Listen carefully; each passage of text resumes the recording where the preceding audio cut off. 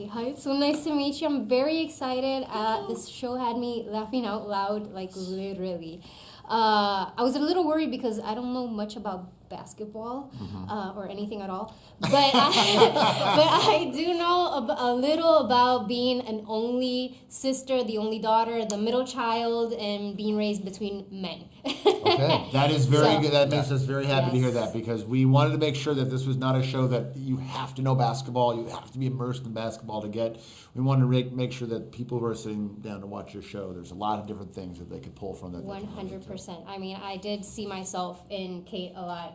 You know, You're minus sitting the the money same. and that stuff. but Me too. Every other aspect on point. Yep, basically. So okay, Ike, you've written for like sketches, comedy, live shows.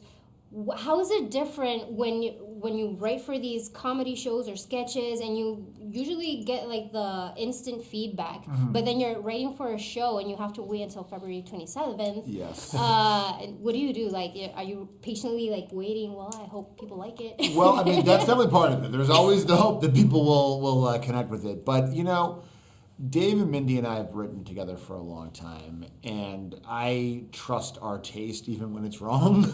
And so the good thing about writing comedy is whether you're in a small room or in a bigger room like we had, you have a barometer. You have lots of little barometers. Are the other writers laughing? Are the other producers laughing? Are the writers' assistants laughing? So you do kind of know right away if something is headed in the right direction.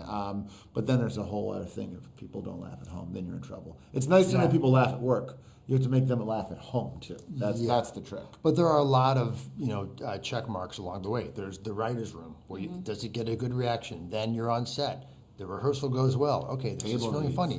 Yeah, are the table reads? Is the cameraman laughing while he's trying not to jiggle the camera? Yeah. The editor put the joke in because if he did it or she did because they liked the joke. So hopefully by the time it comes to the audience, we've chosen the best stuff. Yeah.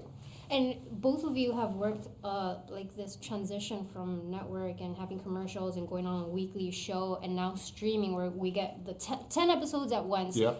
How do you work through that? I mean, it's very different. It's different. I still think at the end of the day, you're telling a short story. You're telling like a 25 to 26 minute story.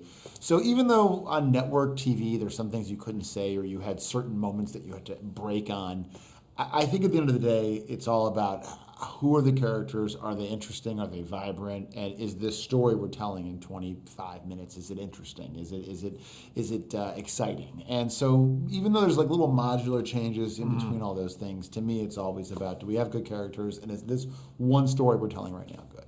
Yeah. And then you've written a lot for yourself. How different is it writing for someone else? Like putting yourself in Kate's shoes or Brenda's shoes? No matter what I do, I always put myself in Kate Hudson's shoes. When I wake up every Makes morning, sense. That's your thing. I pretend I have a shoe fetish.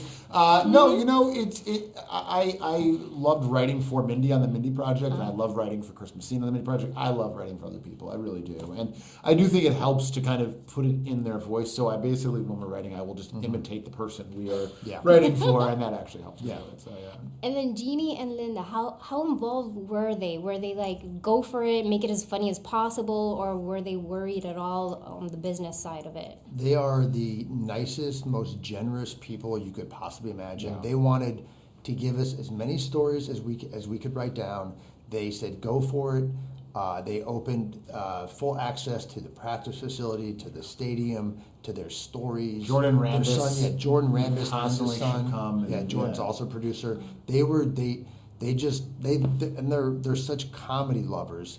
Every time I would tell Linda about a piece of casting, she'd be like, "Oh, I loved him in the other two. Yeah. Oh, I loved him in the Mick." Yeah. They watch everything. And so they are Everything, so excited just to like get to be part of making a show. Can't say enough good things about them. Yeah.